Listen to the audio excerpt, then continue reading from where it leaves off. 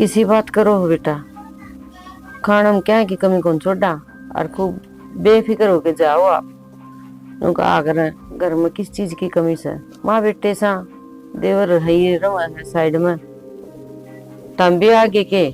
हाँ आ गया, मैं भी बनाते देख लिए थे। अच्छा अच्छा, फिर मैं चला ले मखा हाँ भी थोड़े उड़न होके बैठ जाओ, इतनी दूर होके क्यों बैठो हो। हाँ तो क्या चीज की कमी ना छोड़ा जी।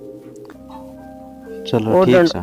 पहन की, खान पीन की, सोन की, मतलब किसी चीज की चिंता ना करियो। अपने बाल की डाल रखा है भाई को थोड़े को यार।